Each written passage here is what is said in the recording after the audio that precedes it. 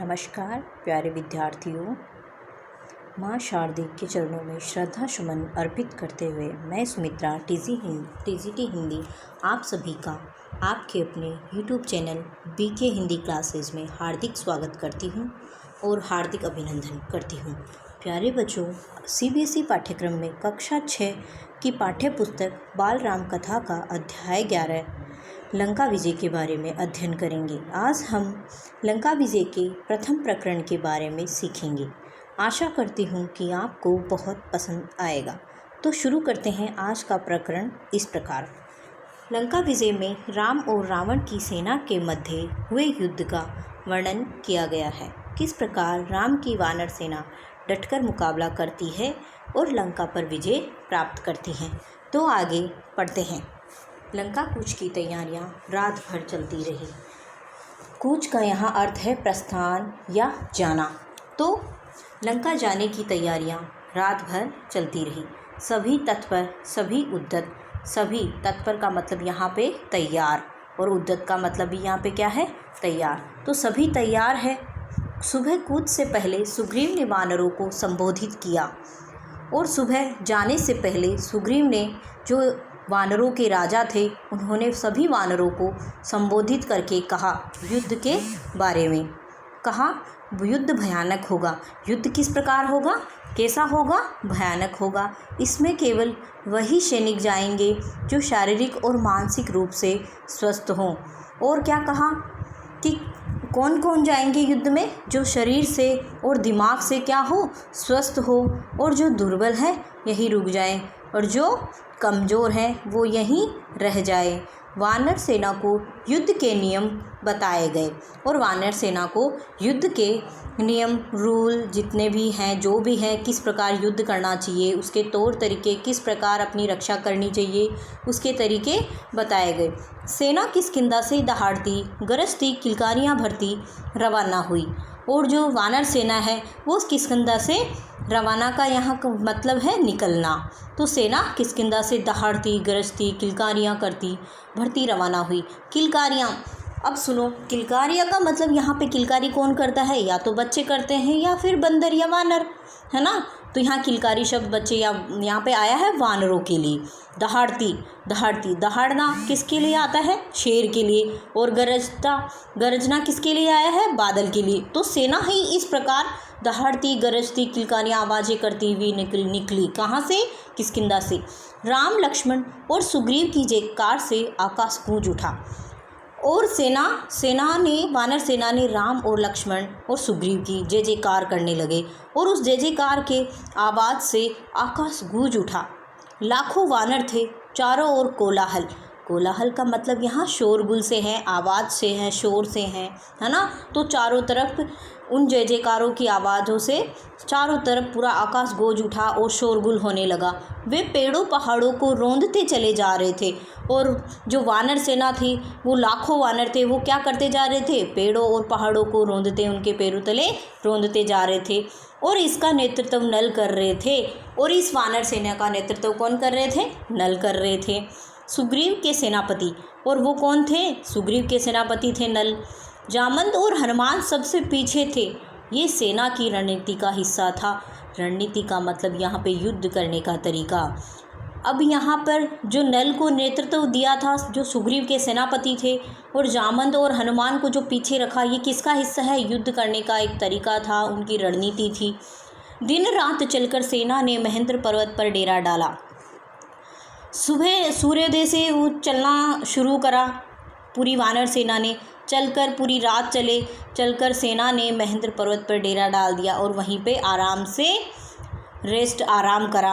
वही पर्वत जहाँ से हनुमान ने छलांग लगाई थी। जब हनुमान लंका गए थे तब उन्होंने छलांग कहाँ से लगाई थी, महेंद्र पर्वत पे। और उसी पर्वत पे इन्होंने, वानर सेना ने डेरा डाला।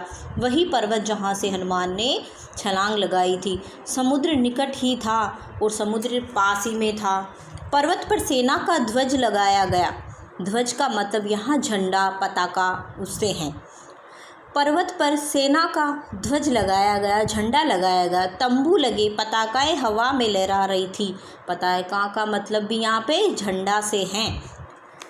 उधर लंका में खलबली मची हुई थी, राक्षसों में बेचैनी थी। अब राम जी की वानर सेना इस तरफ से डेरा कहाँ डाले हुए थी, महेंद्र पर्वत पे, ठीक है। और उधर दूसरी तरफ लंका में क्या थी, खलबली मची हुई थी, बेचैनी थी। राक्षसों में क्या थी, बेचैनी थी, उतावलापन था उनमें, क्योंकि उनके मन में डर बैठ गया था। अब कौन सा डर, राम की शक्ति को लेकर। जिसका दूत लंका में आग लगा सकता है वह स्वयं कितना शक्तिशाली होगा। कौन सा डर बैठ गया था राक्षसों में, राम की शक्ति को लेकर। अगर मान लो राम जी का जो दूत है अगर पूरी लंका को आग लगा सकता है, उसमें आग लगा सकता है, तो वो स्वयं कितना ताकतवर होगा। नगर में चर्चा का विषय यही था, सभी नगर के वासी यही चर्चा कर रहे थे कि राम की शक्ति को लेकर, जो दूत इतना लंका में आग लगा सकता है तो वो स्वयं कितना ताकतवर होगा। लेकिन रावण इससे अनभिज्ञ था। लेकिन रावण इस चर्चा से क्या था, अनजान था। उसे कौन बताता, किसी में इतना साहस नहीं था। अब रावण को इस विषय के बारे में कौन बताता, और किसी में इतना साहस नहीं था कि राजा के सामने क्या बता सके, ऐसी बात बता सके, ऐसी बातें कर सके। ये चर्चाएं विभीषण ने सुनी, और नगरवासियों की ये जो चर्चाएं हैं किसने सुनी, विभीषण ने। विभीषण कौन थे, रावण के छोटे भाई। नगर की हताशा उनसे देखी नहीं गई, और नगर की जो निराशा है, हताशा का मतलब यहाँ पे निराशा, तो नगर की ऐसी निराशा उनसे देखी नहीं गई। ऐसी हताश सेना युद्ध नहीं कर सकती, और पूरे नगरवासी हताश निराश हो गए, तो ऐसी निराश सेना युद्ध कैसे कर पाएगी, उसकी पराजय निश्चित है। और ऐसी निराश सेना अगर युद्ध करेगी तो क्या हो जाएगी, हार जाएगी, उनकी पराजय निश्चित है। फिर रावण के पास गए और उसे सही स्थिति बताने और पूरी सही बात बताने के लिए रावण के पास गए और उनको समझाने, राम से युद्ध न किया जाए, राम से युद्ध न किया जाए। उन्होंने कहा, क्या कहा, राम से क्या युद्ध नहीं करो। उन्होंने कहा आप सीता को लौटा दो, सीता को लौटा दो, सबका कल्याण इसी में है। सीता मिल जाएगी तो वे आक्रमण नहीं करेंगे। अब विभीषण जाता है रावण के पास और बोलता है कि आप राम से क्या नहीं करो, युद्ध नहीं करो, और आप उस सीता को वापस राम जी के पास लौटा दो। आप अपना सभी का कल्याण किस में है, इसी में है। जब सीता मिल जाएगी राम जी को तो वो क्या नहीं करेंगे, आक्रमण नहीं करेंगे। रावण ने विभीषण की बात अनसुनी कर दी। रावण ने क्या कर दी, विभीषण की बात को अनसुना कर दिया। उन्हें अपने कक्ष से निकाल दिया और अपने भवन से बाहर निकाल दिया।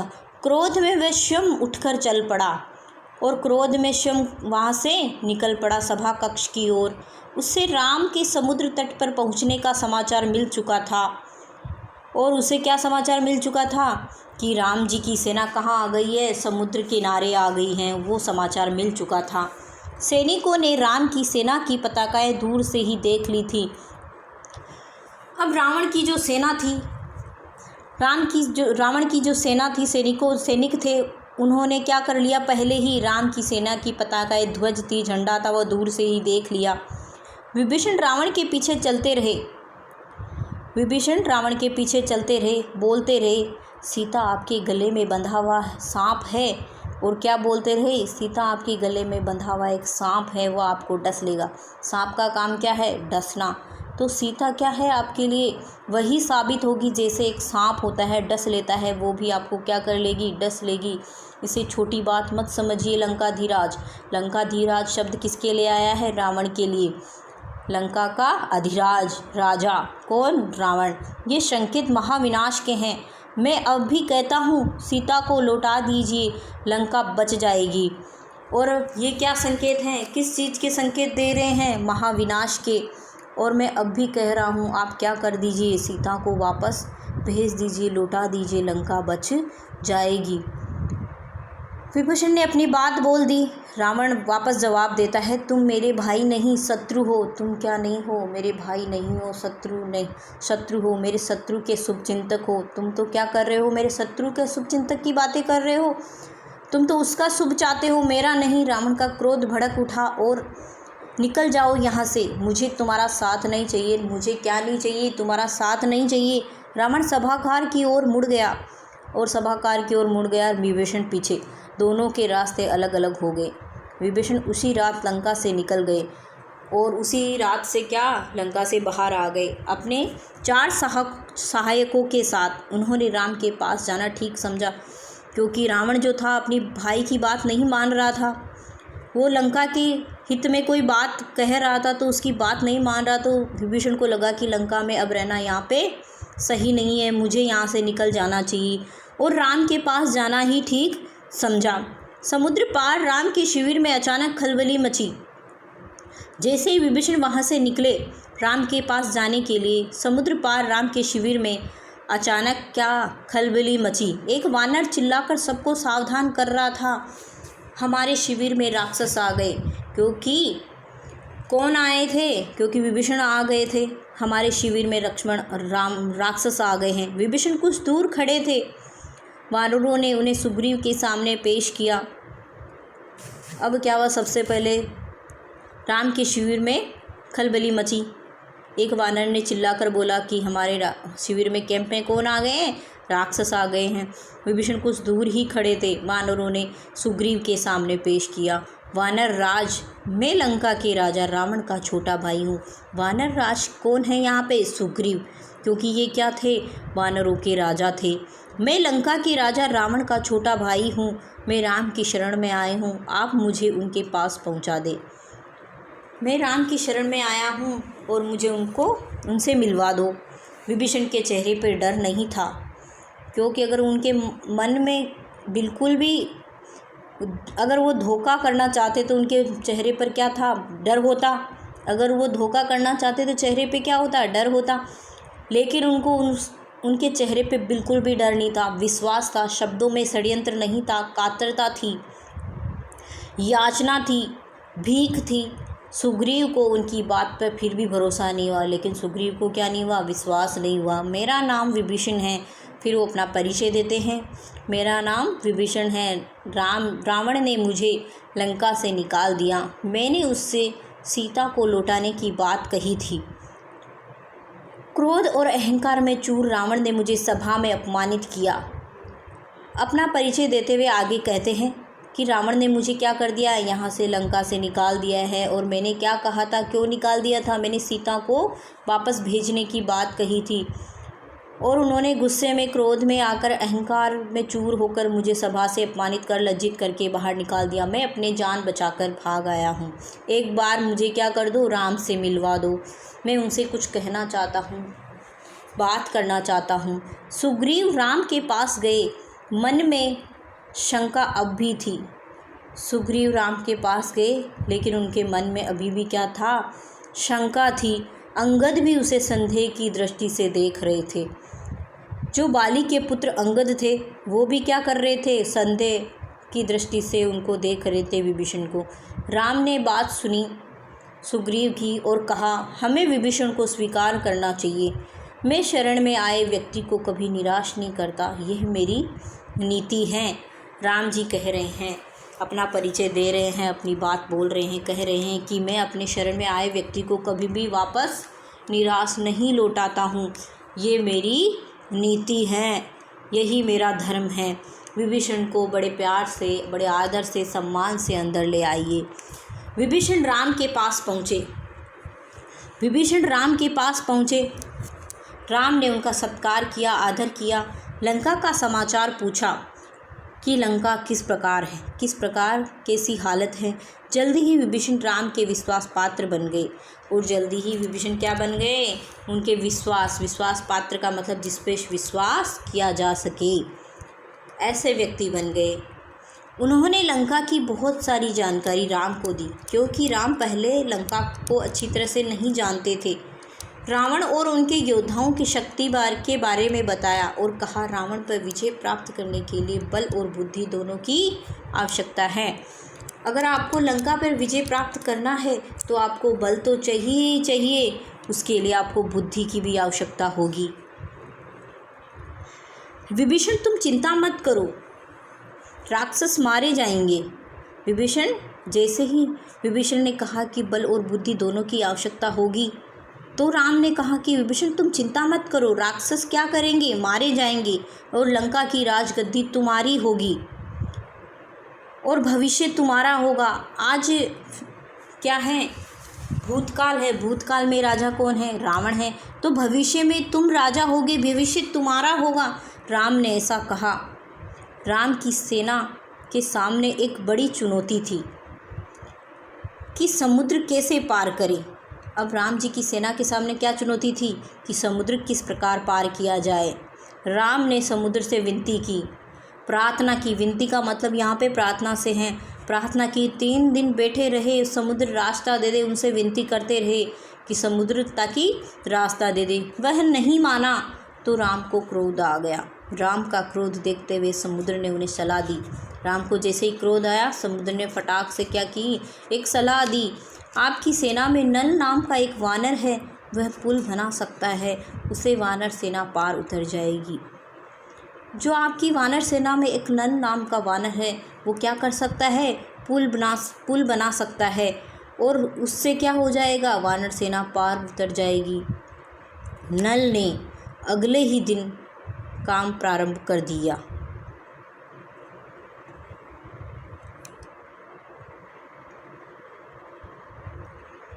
नल ने अगले ही दिन काम प्रारंभ कर दिया। पुल बनने लगा। वानर कंकड़ पत्थर शिलाएं लाते रहे, नल पुल बनाते रहे। 5 दिन में पुल तैयार हो गया।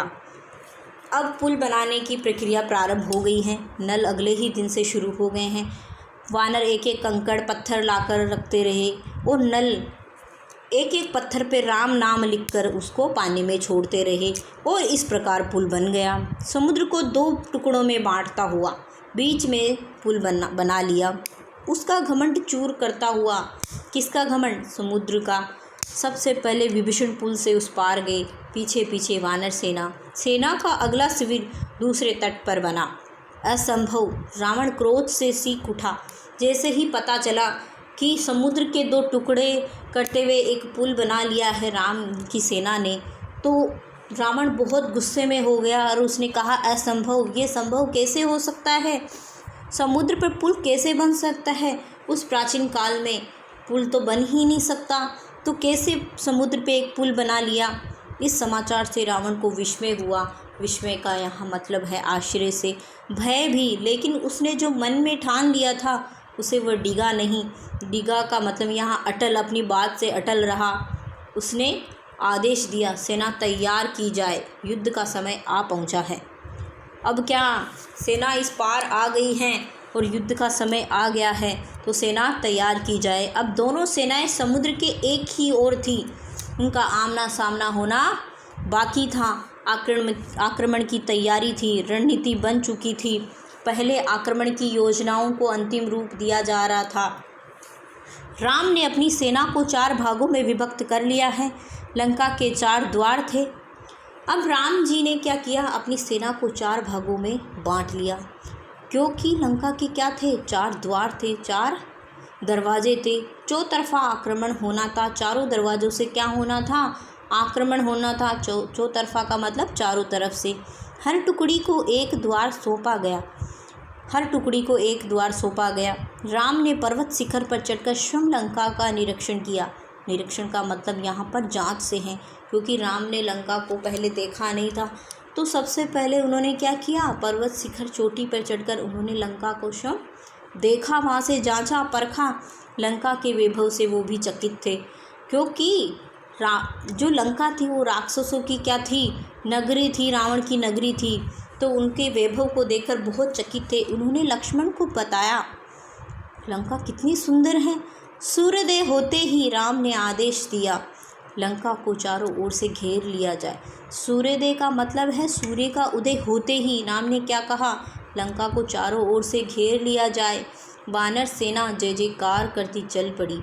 इसी बीच राम ने अंगद को बुलाया और कहा, तुम लंका जाओ मेरे दूत बनकर, सुलह का अंतिम प्रयास करो ताकि युद्ध टल जाए। फिर भी राम के मन में एक कोना ऐसा था दया का, ताकि युद्ध टल जाए, है ना। तो तुम लंका जाओ मेरे दूत बनकर, सुलह का मतलब यहाँ समझौते से हैं। समझौते का अंतिम प्रयास करो, समझौता हो जाए तो युद्ध ना हो, ताकि युद्ध टल जाए। रावण से कहो कि सीता को लौटा दे, अन्यथा उसका अंत होगा। और रावण से जाकर कहो कि मेरी सीता को वापस भेज दे, नहीं तो उसका क्या हो जाएगा, अंत हो जाएगा। अंगद ने ऐसा ही किया, पर रावण नहीं माना। राम का संदेश सुनकर रावण क्रोधित हुआ और राम का ऐसा संदेश सुनकर रावण को बहुत गुस्सा आया। कुछ राक्षसों ने उन पर आक्रमण किया। अंगद पर कुछ राक्षसों ने क्या किया, आक्रमण किया। अंगद वहाँ से निकल भागे, राम के पास पहुँचे। कहा, रावण को कोई पश्चाताप नहीं है, रावण को कोई पश्चाताप का भाव नहीं है। वह हमारे सुलह के लिए तैयार नहीं है। वो चाहते ही नहीं कि समझौता हो, संधि हो, मिल बैठकर बात करे। वो चाहता है युद्ध हो, युद्ध चाहता है। अब एकमात्र विकल्प ही है, युद्ध होगा, युद्ध ही होगा। वानर युद्ध के लिए तैयार थे, राम के आदेश की प्रतीक्षा में थे। आदेश मिलते ही उन्होंने लंका पर चढ़ाई कर दी।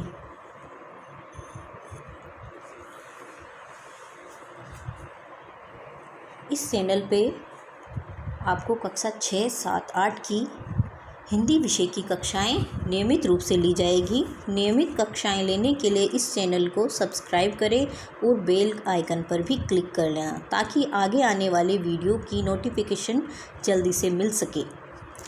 धन्यवाद।